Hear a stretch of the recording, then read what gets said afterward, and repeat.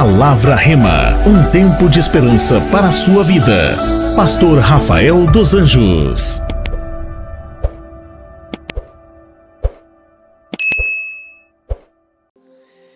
Abra sua Bíblia, por favor, Marcos 4:35. Tá bom o som na frente, mas aqui o primeiro culto eu preguei, estava muito alto, eu perdi minha voz. Marcos 4, versículo 35. Marcos 4:35. Naquele dia, ao anoitecer, disse ele aos discípulos: vamos atravessar para o outro lado. Deixando a multidão, eles o levaram no barco assim como estava. Outros barcos também o acompanhavam. Levantou-se um forte vendaval e as ondas se lançavam sobre o barco, de forma que este foi se enchendo de água. Jesus estava na popa, dormindo com a cabeça sobre um travesseiro. Os discípulos o acordaram e clamaram: Mestre, não se te dá que pereçamos, ou não te importas que morramos? Ele se levantou, repreendeu o vento e disse ao mar: aquiete-se, acalme-se. E o vento se aquietou e fez completa bonança. Então perguntou aos seus discípulos: por que vocês estão com tanto medo? Ainda não têm fé? Eu estou aqui para te dizer essa noite que não há vitória completa sem a presença de Jesus Cristo. A tua felicidade nunca será plena sem a presença de Jesus. Sem Cristo não há prosperidade completa. Você pode ter todo o dinheiro do mundo, mas se você não tiver Jesus, você é pobre. Sem Cristo não há vida. Sem Cristo não há cumprimento do propósito de Deus. Jesus Cristo, Ele é o centro de todas as coisas. Romanos capítulo 11, versículo 36, porque dele, por ele e para ele são todas as coisas. É Jesus quem nos dá o início de todas as atividades. É Jesus que nos dá um princípio de todas as coisas. Em João capítulo 1 diz que ele é o princípio, no princípio ele era o verbo estava com Deus, ele é Deus e ele estava no princípio com Deus. A Bíblia diz que por ele também foram feitas todas as coisas. João capítulo 1, versículo 3. Todas as coisas foram feitas por ele, e sem ele nada poderia ter sido feito. Eu estou aqui para te dizer que ele é o princípio, ele é o fim. Jesus, Apocalipse 21 diz que ele é o alfa e ele é o ômega. Eu acho que eu estou na igreja certa. A Bíblia diz que ele é o princípio e o fim. Cristo é a solução para todas as tuas crises existenciais. Cristo pode sim curar um câncer desde a sua raiz. Cristo pode sarar a tua enfermidade. Cristo pode arrancar a sua angústia, pode tirar a tristeza mais profunda do teu coração. Ele pode arrancar a ansiedade, Ele pode remover a ansiedade, a depressão. Cristo é a solução para produzir paz no teu coração. Eu não sei se eu estou na igreja certa, eu acho que sim. Meu irmão, em nome de Jesus, Cristo é o único caminho que nos leva ao Pai. Ele disse: eu sou o caminho, eu sou a verdade e eu sou a vida, e ninguém vem ao Pai sem que seja através de mim.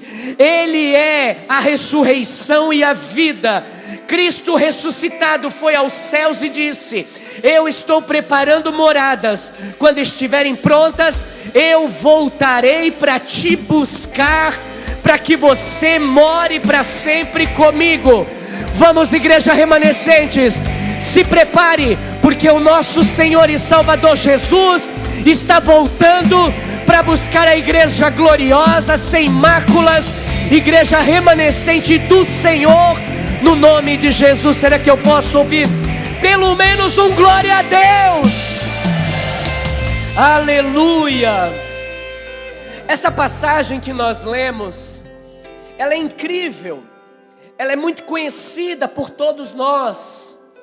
As Escrituras nos dizem que em uma ocasião, Jesus vai atravessar de um lado da margem do lago para outro lado.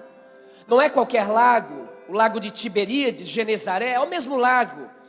E esse lago tem de margem a margem, eu já estive lá algumas vezes, e de margem a margem, no lugar mais longo, chega a ter 23 quilômetros de distância. E Jesus diz aos seus discípulos: vamos, entrem no barco, nós vamos passar para o outro lado da margem. Porém, a Bíblia diz que já era noite. Jesus havia orado durante o dia pelas pessoas, Jesus havia compartilhado, ministrado, e agora, depois de um dia cansativo, ele olha para os seus discípulos e diz: vamos lá para o outro lado. Eu quero sair deste ambiente e eu quero ir para um outro ambiente, eu quero ir para um outro lugar. E aqui já há um ensinamento. Muitos de nós, no lugar dos discípulos, certamente poderíamos fazer algumas perguntas a Jesus e até mesmo sugerir algumas coisas a Ele. Jesus, não é melhor nós ficarmos aqui mesmo? Afinal de contas, nós estamos cansados. O que vai mudar hoje ou amanhã? Já é tarde, Senhor. Nós vamos chegar lá de madrugada e nós vamos dormir. Então vamos dormir aqui. Nós entramos no barco amanhã antes do sol nascer e nós vamos para o outro lado da margem e a gente chega antes do sol nascer ainda naquele lugar, de madrugada. Nós poderíamos fazer isso. O que muda, Jesus? Vamos fazer isso. Porque é natural do ser humano algumas sugestões a Deus. É normal do ser humano alguns questionamentos a Deus. Agora, guarde isso no seu coração. Deus é especialista nisso. Às vezes Deus faz as coisas de um jeito que você não vai entender por quê. Você não vai ter respostas. E aí nós também fazemos os questionamentos no meio dos processos. Por que tem que ser assim? Por que tem que ser dessa forma? Por que tem que ser Deus? Por que o Senhor não me leva por esse caminho? Porque esse caminho é mais perto. O Senhor faz questão de me levar para um caminho tortuoso. O Senhor me leva para lugares que parecem ser muito mais difíceis. Senhor, por que a minha vida é assim? Por que o meu caminho é assim? Dá para fazer de outra forma, Deus. Seja sincero. Quantos que estão aqui já questionaram a Deus dessa forma? Além daquele que está falando a você essa noite. Todos nós em algum momento questionamos. Por quê? Eu lembro perfeitamente, Deus me fez lembrar agora, eu nem mencionei no primeiro culto que nós tivemos há pouco. Deus me fez lembrar que eu estava numa conferência com os pastores do Canadá. E de repente um dos pastores, que Deus usava demais ele com um dom de cura. E ele conta um testemunho que ele foi orar por uma mulher que tinha paralisia em um dos pulsos. E ele orou pela mulher e a mulher foi curada na mesma hora. Só que quando ela curou do pulso, o seu cotovelo travou. Como se fosse sair daqui e vir para cá. E aí ele disse que ele orou de novo e ficou orando pela mulher. E de repente o cotovelo voltou a se movimentar, o pulso também. Mas o ombro dela travou. E quando o ombro dela travou, o pastor orou de novo. E o pescoço dela, ela ficou imóvel. E ele orou de novo. Você já sabe onde vai chegar isso, né? Ele orou de novo e foi para o outro ombro. E para o outro cotovelo. E para o outro pulso. E quando ele orou mais uma vez, ela foi curada. Eu pensei que eu ia ouvir um glória a Deus. Ela foi curada. Então ele disse lá para nós assim que ele orou e disse: Deus, por quê?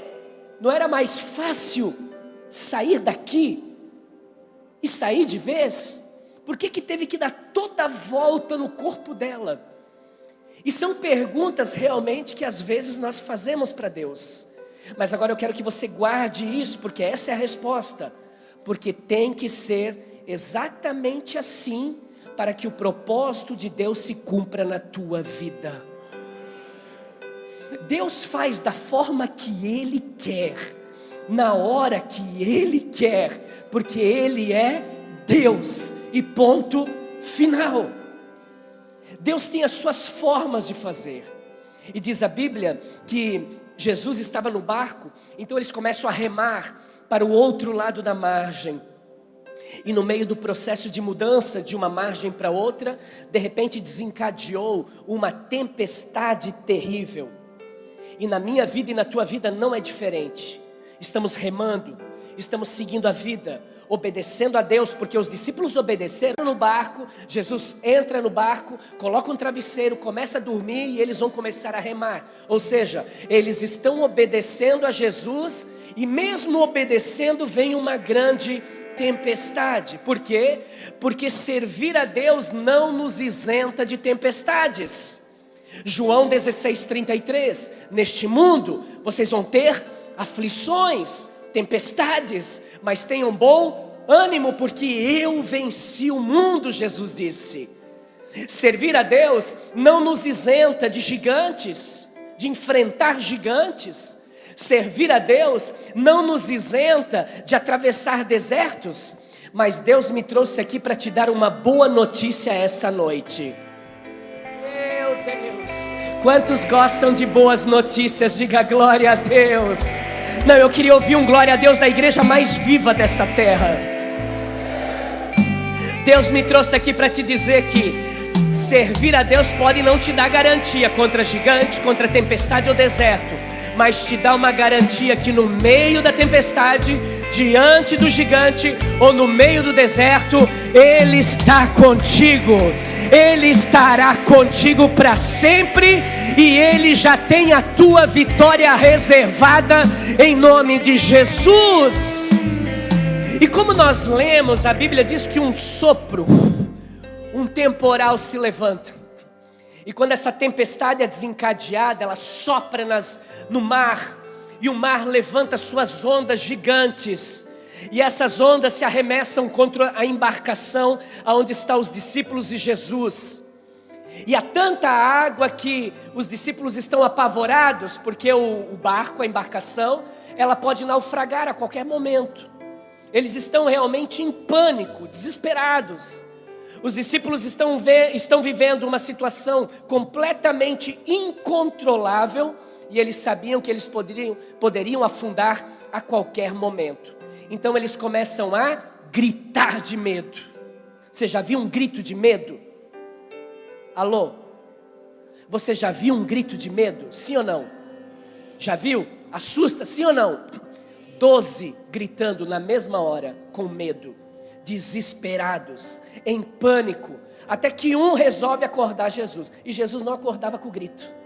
Está entendendo? Jesus não acorda com grito. Jesus acorda com um clamor, com oração. Aliás, Ele nunca dorme. Irmãos, a Bíblia diz que quando um toca em Jesus, a Bíblia não diz quem é, mas alguém foi lá e tocou em Jesus e já disseram a Ele: Jesus, nós estamos morrendo, nós estamos afundando e o Senhor não vai fazer nada. E Jesus então se levanta e não responde nada ainda a esses apóstolos. Ele literalmente fala com o vento, como se o vento tivesse ouvido. Aliás, como se o vento tivesse ouvidos. Ele se levanta e ele diz ao vento o quê? Aquieta-te, cala a tua boca. Mar, cale-se, fique parado. E a Bíblia diz que quando Jesus libera a palavra, houve grande bonança, houve calmaria. E essa é uma história tremenda. A Bíblia diz que Jesus repreende o vento, Ele corrige, Ele exorta, Ele olha para o vento e diz: por que é que você está fazendo isso? Chega vento. O vento se acalma, o mar se acalma. Cristo não estava louco quando Ele falou ao vento, porque o salmista, no Salmo de número 104, versículo 4, diz que Ele faz dos ventos o seu mensageiro e dos relâmpagos o seu servo. Diz a palavra de Deus que o vento parou e o mar se acalmou. E quando isso aconteceu, quando os discípulos presenciaram essa cena, isso deixou eles com mais pânico do que quando eles estavam no barco gritando. Pergunte: por que, pastor? Vai com curiosidade, diga, pergunte: por que, pastor? porque eles eram acostumados a ver o vento soprar e o mar bradar. Mas eles nunca tinham visto um homem que o vento e o mar lhe obedecem. Algumas vezes, como pescadores, eles viram o mar revolto. Eles sentiram o vento na pele, no rosto e nos seus cabelos. Mas eles nunca haviam presenciado um homem que se levantou e disse ao vento: cala a boca, ao mar, fica quieto. E tudo se acalmou. Então eles entenderam quem de fato estava com eles. Ali eles entenderam que quem estava com eles tinha autoridade. E não somente para expulsar demônios, para curar os enfermos, mas até mesmo a natureza se submetia à sua autoridade. Ei, quem é Cristo para você? Quem é Jesus Cristo para você? O que veio na sua cabeça agora? Alguns dizem: foi um revolucionário, foi um filósofo, foi um rabino, foi um sacerdote, foi um profeta. Outros dizem: para mim Jesus Cristo é a minha religião. Eu sou da religião X e essa é a minha igreja. Meu irmão, essa é a mentalidade de muita gente. Mas eu estou aqui para te dizer essa noite que Jesus Cristo, Ele é o Todo-Poderoso. É aquele que diz para o vento: aquieta-te, mar, fica calmo. E ele se submete à palavra de Jesus. Eu estou aqui para dizer para você que Cristo, para mim, é aquele que caminha sobre as águas, coisa que ninguém fez até os dias de hoje. Eu estou aqui para te dizer que Cristo é o Alfa e o Ômega, o Verbo que se fez carne, o Cordeiro de Deus que tira os pecados do mundo. Jesus Cristo, Ele é o teu advogado, Ele é a videira verdadeira, Ele é o bom pastor, Ele é o leão da tribo de Judá, Ele é a estrela da manhã. Igreja remanescentes, Jesus Cristo é o caminho, a verdade e a vida no nome dEle, aleluia. É esse Jesus que estava no barco, é esse Jesus que os discípulos reconhecem. Quem é o Jesus que tu serve, igreja? É o mesmo. Quem é o Cristo? Quem é Cristo para você? A minha religião. Quem é Cristo para você? É isso que eu quero que você saia deste lugar nessa noite, entendendo o Deus que você serve. A Bíblia diz que Cristo repreende o vento e traz paz. Trouxe uma paz que não é produzida por nenhum homem nessa terra. Nenhum prazer momentâneo, nada corruptível deste mundo que traz uma paz momentânea pode ser medido com a paz que Cristo dá. Jesus disse em João: eu vos dou a minha paz, e a paz que eu dou a vocês não é a mesma que o mundo dá a vocês. Paulo diz que a paz de Cristo, ela transcende todo entendimento humano. Você acredita que o mundo dá uma paz? Sim, por isso que Jesus disse. E qual é a paz? É aquela paz daquele momento de prazer que alguns acham que é paz. É aquele momento de euforia, mas que quando você coloca a cabeça no seu travesseiro para dormir, quando você acorda de manhã com uma bruta de uma ressaca, meu irmão, dor de cabeça, cadê a paz?